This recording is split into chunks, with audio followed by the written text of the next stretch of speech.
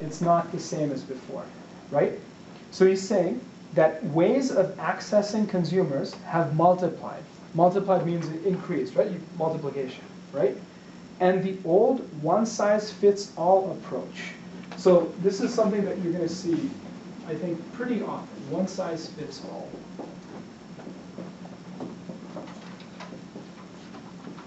This is kind of like, this is an expression which, generally speaking, when you, once again, we were talking about clothes fitting, right?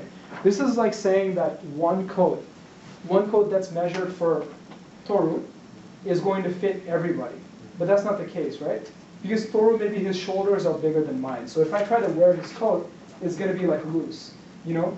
Or what's it called? Pedro, maybe, is like taller than I am. So once again, the measurements, his coat is going to look too big on me. So one size fits all is an approach, right? Imagine if you, so for instance, like my mom, right? My mom was really, really strict, and I was really naughty, right? She did, a lot of moms, they try different ways of like raising their kids. Sometimes they're like, they try to be really nice, or they try to tell them, if you do this, then I'll give you like a chocolate, right? If you do your homework, I'll give you a chocolate.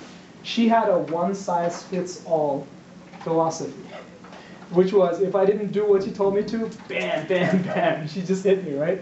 And it worked, because I responded to it. But different people, what he's trying to say over here is that this old way of thinking, that information just goes in one direction. We don't listen to our customers. We tell them what we think they should know, right? He's saying that that doesn't fit anymore. That was a one-size-fits-all strategy or philosophy. This is a word that, strategy is a word that you're going to see a lot. It's probably a word that you guys know, right? Strategy can be used anywhere. What's your strategy for studying for an exam? Are you going to study for 3 months before, or are you going to study the week before, right? Because a lot of people think that works. They'll say, I'm just going to spend 2.5 months relaxing, and then the last week I'm just going to go crazy and study. Whereas other people are like, no, my strategy is I'm going to study 1 hour a day for 3 months, and then I'll just keep studying 1 hour a day until I get to the exam. Maybe I'll study a little bit more one week before. But we keep it pretty stable, right? So that's your strategy. You know, what method or how do you think that you're going to do something, right? That's strategy. So one size fits all strategy, it doesn't work anymore, right? Because there's too many things that you have to consider, because it's so easy to reach customers, to reach people who are, you know, fans of yours, or to reach people who, you know, and this is like kind of like, it's kind of like everything, right? It's like before, there was a time when, you know, even when you think of like your favorite band, right? Maybe they wouldn't really be interacting with their fans that much, other than concerts and stuff. But now, you know, all these bands have Facebook pages and stuff, and people always comment, I really loved your last album, and you know, do your best, and like, we want to see a video for this song. And people, they listen a lot more, right, to their fans and to their consumers, right? So that, once again, he's leading into why things have changed so much, right? So he's saying, perhaps the most significant change, significant meaning the most important, right? Change is how consumers have become empowered to create their own content about our brands and share it throughout their networks and beyond. So let's talk about this, empowered. When you empower someone, right, you give them an ability. It's to give, well, I should say to give a capability. Right? So when the owner of a company, right, promotes someone to be the manager for 5 other people, right? Let's say Aiko-san has been made the manager, right? And we all work under her. She has been empowered, right, to be our boss, basically, to tell us what to do. So if we're her responsibility. She's been given that power, basically. So what they're saying now, the near term, consumer impressions will remain the backbone of measurement because it is the metric universally used to compare audiences across nearly all types of media. But impressions only tell advertisers the size of the audience. By definition, impressions are not enough. They give us no real sense of engagement, and consumer engagement with our brand is the striving Striving, yep. to achieve. Awareness is fine, but engagement and advocacy, Advocacy. Yep. advocacy will take your business to the next step. Okay. So this is great. This is great because the very first sentence gives you an example of a tool that's used in the English language a lot called a metaphor. A metaphor is basically, it's like you're saying, adjectives are really easy, right? Adjectives are basically describing something, but a metaphor is an example of where you're saying, this is the backbone. When you think of your backbone, right, what do you think? What does it provide your body? Is your backbone very important, or is it kind of something you can live without?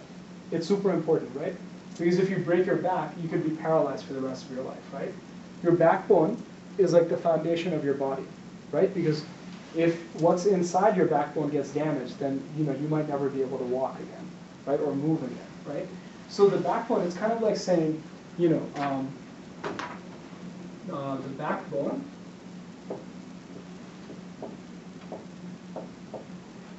of the Italian team. This is just an example. Yeah, no worries. Soccer team is the defense. Okay? So this is an example of the word, okay? So over here what we're saying is that the most important feature of the Italian team, the Italian soccer team, historically, their defense has always been very strong. It's really, really tough to score against them. They have great defenders, they have great goalkeepers. They always think about defense first, and then they attack. Once they take the ball, then they attack. But the backbone, their identity, the most important feature of the Italian soccer team is their defense, right? So in this sense, he's saying, consumer impressions will remain the backbone of our measurement. So the most important way that they measure this is going to remain consumer impressions, right? Because it is the metric, right? And the metric we talked about, it's the way that you measure something, universally used to compare audiences across nearly all types of media. So universally means like all over, right? This is the way that you compare your audiences. This is the way that you find out how many people are really watching our advertising, how many people are really paying attention to our brand, right? And the impression, in this case, it's kind of like this. Like we were talking about this last time, right? When you see, when you see, like for instance, let's say Yanai Tadashi, right?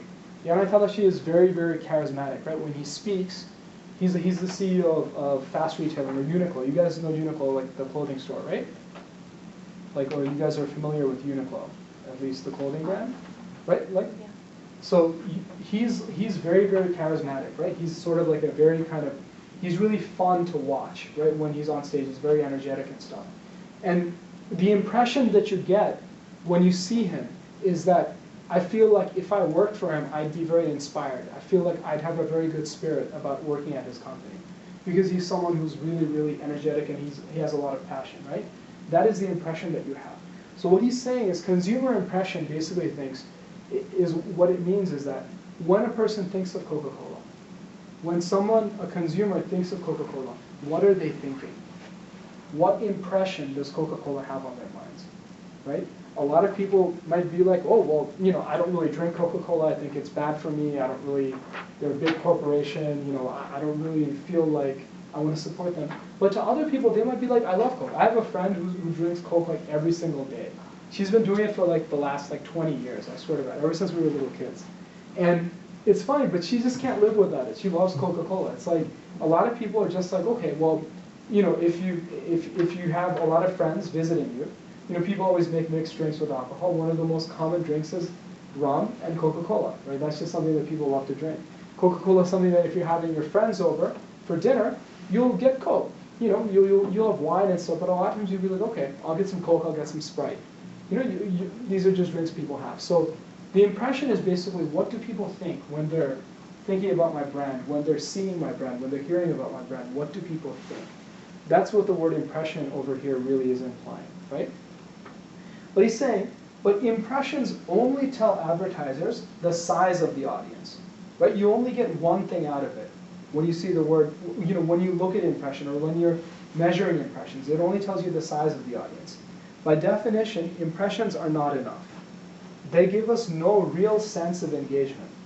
And consumer engagement with our brands is ultimately what we're striving to achieve, right? And so what they're saying is that just knowing that we have 12 million people who watch this ad, or every day there's millions of people who are drinking Coke, right? Just knowing that is not enough. You have to be able to engage with these people.